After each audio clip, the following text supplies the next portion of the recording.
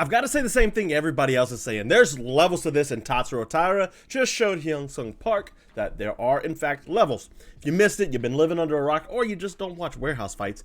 Tatsuro Taira, flyweight Japanese contender, probably the best shot at a UFC Japanese champion.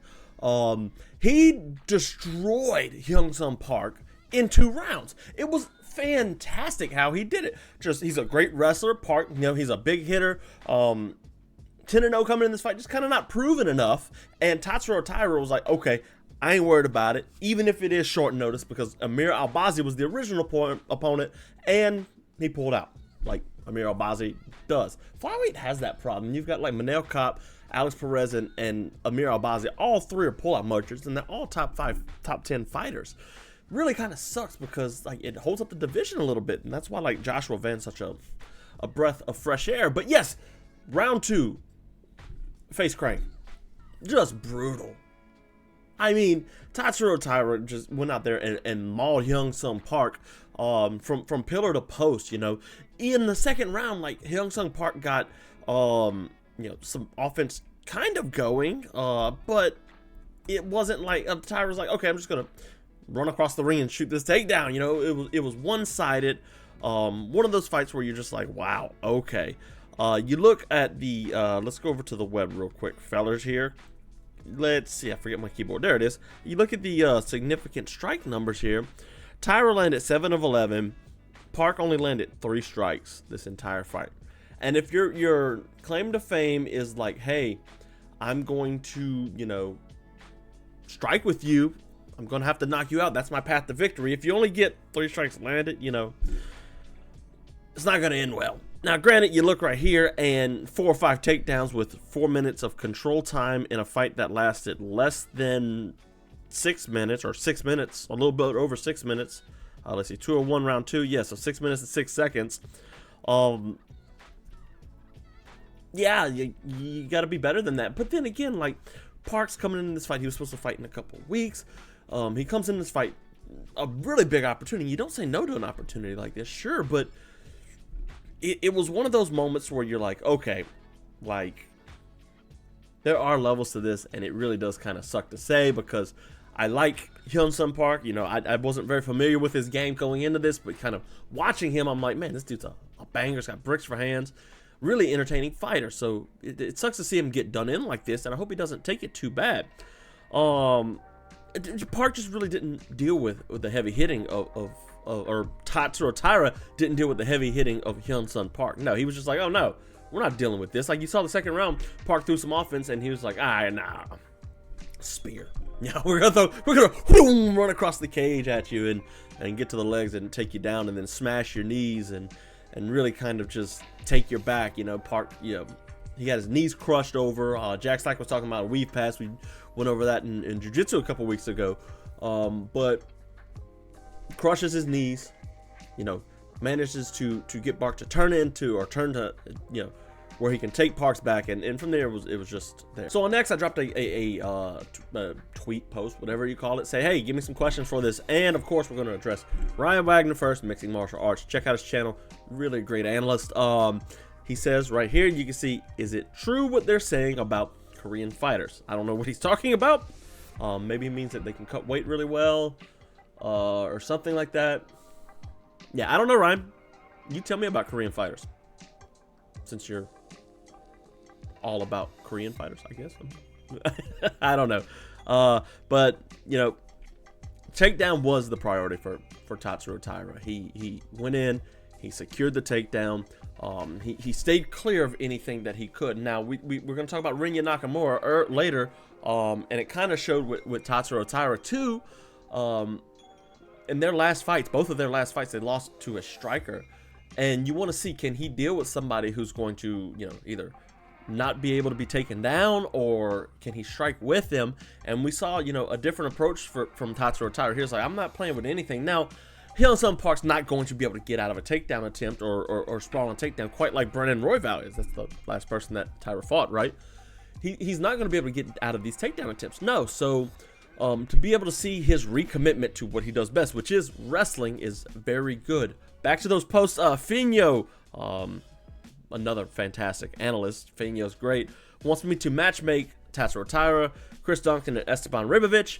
So we'll do one and then just go down the list as we get through them. Finyo, if I'm matching up Tatsuro Taira, obviously, you know, Amir Albazi, if he can make a fight date. A rematch with Brandon Royval would be interesting because you can see Royval kind of, you know, he lost his last fight to Joshua Van. So if you want to see just how Taira has improved, because that last fight was kind of a banger. Kyoji Horiguchi, Manel Kopp is another option. Basically, I just wanted Kaikar France, Brandon Moreno. I want to give him an established name again because, you know, that Royval fight was an established name, and Albazi is not quite established, but it's good enough to get Pantoja a new contender if he gets a win over Albazi. Kyoji Horiguchi, you know, he's not established in the UFC anymore, but we know what Kyoji Horiguchi is. Probably the best fighter Japan's ever made. At this era, at least. But Park. I'll match the other ones later. I'll get back to that. Park shouldn't be disappointed in this fight. You know, there are levels to this, which is, let's say, oh, there's levels to this is like a really meathead lame thing to say for sure, but like this showed like there is levels to this. And if you go to any class and you start something new, you like roll with a black belt and you'll get just like, oh, you know, you'll roll with a brown belt and get mauled, or a purple belt, like, hey, there's a point proven, but you go with a black belt and it's like, oh, he's very gingerly restricting me. Help. Like it's very, very like I'm helpless. You know, I don't know what I'm doing. And you know, Taira, much better MMA fighter right now than Hyun Sung Park. That's not saying Hyun Sung Park can't come back and be better.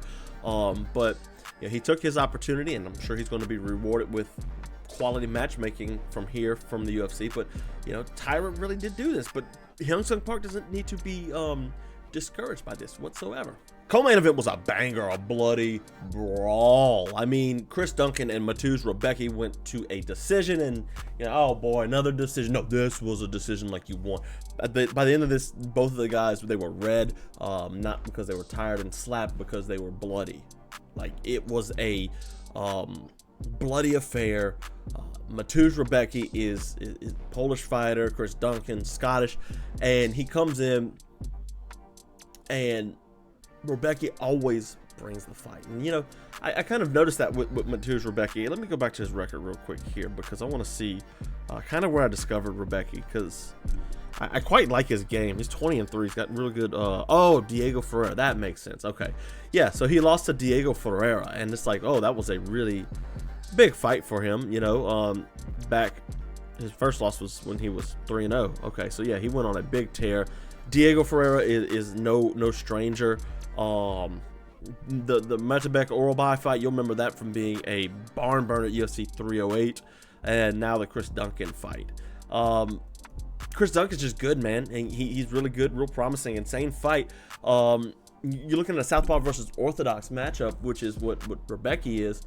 And Rebecki's not going to do your typical outside lead foot advantage thing. No, he's really kind of looking for just big overhands, and he likes his lead hook too. And then he wants to just basically get you into a takedown position where he can control you on the ground. But Duncan was getting caught on the feet early on. I felt like he managed to cut Rebecki early in the first round. But Chris Duncan also was struggling with the big looping hooks of Mateusz Rebecki. You know, Rebecki's being much shorter than Chris Duncan, is coming up over the top and just banging them out 1-2, you know, or not 1-2, but like coming over with big hooks, just banging them out. And it did hurt Chris Duncan, but it was crazy. The magic trick to that is punching straight. It's like if somebody's throwing looping hooks, whoa, how do you get punch them straight in the head? Just punch straight. Just punch straight, and Chris Duncan figured it out though in round 2 after he took brain damage. He figured it out. Rebecki's insanely tough. He's a banger, and this was a good fight for Chris Duncan to kind of see where he is. I don't think Rebecki. I mean, Mateusz Rebecki could probably be a top 15 fighter at lightweight, but he's always going to be a good test to see, you know, who's ready to go in there, because they got some really good wrestlers and they got some people with really heavy hands, and he can combine those pretty well and kind of punish a fighter and kind of see where they're at. And we saw Chris Duncan, you know, ATT trains with Poirier a lot, jump in the guillotine, which is kind of cool. You know, he found a way to get out there and get it done, and in round 3 they were both gassed and tired. and Chris Duncan was like, okay, I have to go out there and win this, and he did. Cool moment. Rebecca threw a kick, and Duncan, checked it and lifted his leg and threw an uppercut off of it. I was like, that's a cool combination. Back to Finyo. Who do I want to see Chris Duncan fight? Ludovic Klein's going to be my pick. Just a really decent brawl. Let these two guys go bring it out. And if you want to kind of build his name a little bit, Drew Dober is a fun one, even though we know Drew Dober's kind of washed, but we can squeeze a little bit more juice out of that chin of Dober's because it's magnificent. He's got the jawline of a Greek god and a statue. Oh, it's magnificent. Man, Drew Dober. It's weird how he become real big, but I like Dober, and I don't know if I want to feed him there, but Ludovic Klein, that's the one I want. That'd be really fun. Third from last fight on the card was Esteban Ribovics and Elvis Brenner. These two guys are really good prospects. Brenner has a knockout over Garam Kutadladze, I believe. Ribovics just comes and brings the fight. Zellhuber, you remember that from UFC 300. And before we watch Mateusz Rebecki and Chris Duncan throw it out, you're thinking to yourself, like, oh, these guys are a lock for fight of the night because it was a barn burner through and through. And then I think, like, Esteban Ribovics is looking in the background like, oh my God, my $50,000 bonus is just melting away. Look at them, they're bloody already in round one. Fortunately for them, UFC gave out not one, but 2 fight of the night bonuses, which is super cool. Like, man, that's awesome. How many times have we seen fights that are like, man, that deserve fight? Like Brendan Allen and what's his name got fight of the night the other day, and Holloway didn't get it with Dustin Poirier. Like, man, they should have been fight of the night. So let's give them 2. Let's hand them out. Money here. You get 50 G's. You get 50 G's. You get 50 G's. Everybody gets 50 G's. This fight, really cool. The two guys are really good. Brenner spent most of the fight on the back foot, and that was really his undoing. I like Ribovic's boxing. It's interesting in the fact that it's all very technical. He hits the body, he goes to the head. He's kind of got that lead hook to the body and then the right hand up top. He doesn't punch straight that much. He does have a good jab, but he doesn't punch straight quite enough for what I'm looking for in a fighter like that. And I did tweet out something along the lines of like boxing and MMA is improving, and that was in response to this Esteban Ribovics fight because everything he throws is really tight, really in there. It's like what you want to see in a good boxer, but he just doesn't have the jab and the cross, the straight punching like you want to see the Chris Duncan to harken back from what we talked about earlier. But he is really good boxing, hooks. He's not punching just as straight as I like, but what he's really good at is cage cutting. And he was in the grill of Elvis Brenner all night. Like, you might as well put him in the same pair of pants. They were so close. Not quite that close. That'd be a little weird. Although I'd watch it. That would be kind of cool. Yeah. Do we get to watch them go in the pants together? And are they wearing pants as they get in? And are both of them wearing pants? That's the question I have. Cage cutting is great, though. He constantly pressured Elvis Brenner to the point to where Brenner's like on his back foot. And like when you're on your back foot the whole time, you might not be punching as much, but you're constantly moving around the cage. Like the cage is wide and you're going in circles around it. And Brenner's getting cut off and he's having to go the other way, change directions, a lot of running. And that really did tire him out, along with the body and the body shots and all of that kind of really hurt him. But really good performance from Ribovics. I think he's good. Last one Finyo asked about. Give him Mike Davis. Give Esteban Ribovics Mike Davis maximum violence. I just want the violence. That's it. Or if you want to give him an old man test, Jim Miller would be interesting. Miller could really, be kind of one of those things where you say, oh, okay, let's see where you're at right here. Jim Miller would be really fun. Taylor Johnson asks, does Ribovics deserve a fight with Michael Chandler? And like, we're holding Michael Chandler in high regards in 2025, which we need to leave in 2020. After he knocked out Tony, like that was really it, But I don't think he deserves the fight, and I don't know if Ribovics can actually beat Chandler. I'd like to see him against a wrestler, but I don't know if Chandler's going to wrestle. Chandler's incredibly tough, and he can go out there and slug it out with anybody. Yeah, Chandler might win, but if you want to build a star, that's who you put him against. Michael Chandler's very well known. Now, is Michael Chandler going to take that fight? No, absolutely not. Michael Chandler's going to fight like a Dan Hooker or somebody again. Somebody like with a name in the top 10. Chandler's very, very picky on who he fights right now because he's 30,000 years old and You know, he's not really cut out to be kind of what he is. But if you want a star, that's how you book the fight. I don't know if we do that, though. I don't know if the UFC is going to be able to go that route, because Esteban Ribovics isn't ranked, and if he does get ranked, it'll be 15. And like, what good is that for Michael Chandler? You know, he just fought Paddy Pimblett, a big name. He's going to want to fight somebody else, and like Max Holloway is somebody who he might want to fight, which would be stupid in a matchmaking sense, right? But if you want 2 stars, like, let Max beat up Michael Chandler, you know? Fiziev, yeah, Benny. Grant Dawson would be interesting. Joel Alvarez, that's my guy right there. I like Joel Alvarez. But Michael Chandler's not fighting Esteban Ribovics. That's just sadly the case. And it sucks to see, because Ribovics kind of deserves a big fight. You know, where is he? He's 15-2, really good streak going here. Lost to Nasrat Haqparast in a very close fight. The Zell Huber fight at UFC 306, that wasn't 300, by the way. Terrence McKinney, he beat with a head kick. Kamala Kirk, he's lost 2 fights, and both of them are in the UFC. That's wild. Kamala Kirk, he beat UFC. Yeah, like, the guy's good, man, but he just kind of gets caught up in the decisions, and I'd like to see him, you know, move and get better, but we'll see. Kara Rosa beat Nora Cornell. Cornell's a Muay Thai fighter, and Rosa just like grappled her on the ground. Neil Magny got an old man win over Eliza Zaleski dos Santos. I can't say that name. You don't kick Neil Magny's legs, you don't win. You know, Zaleski might have kicked the legs, if I'm being honest with you. I don't remember, but it was one of those performances where he wanted to wrestle, and Neil Magny's like, fine with that, as long as you're not kicking my legs. Knocked him out for back mount, which was really cool. Kevin Vallejos beat Danny Silva. Rinya Nakamura. I like Rinya Nakamura. And his last fight, the one he dropped, was disappointing, because he kind of fell in love with the hands, and Muin Gafarov kind of stopped his takedowns. It's crazy, because if you think, man, he's like a U23. He's a U23 world champion, which means, like, in wrestling, if you fight, you wrestle under 23 years old. You fight wrestling other people in that age or up or under. You know, Nakamura, it sucks because he knocked out, or it's great because he knocked out Nathan Fletcher with a body kick, but it also sucks because, like, I wanted to see if he could work his striking into his wrestling a little bit more, and his wrestling's so good. You know, Japan puts out really good wrestlers, especially at the smaller weight, especially women. If you see a woman that's a wrestler from Japan in the UFC, man, watch her, because she's going to be spectacular. But we didn't get to see it. He's a U23 champ, and that's kind of the attraction when you go watch him. We didn't get quite to see it, which is really, it's lame. Rodolfo Vieira beat Treason Gore via unanimous decision.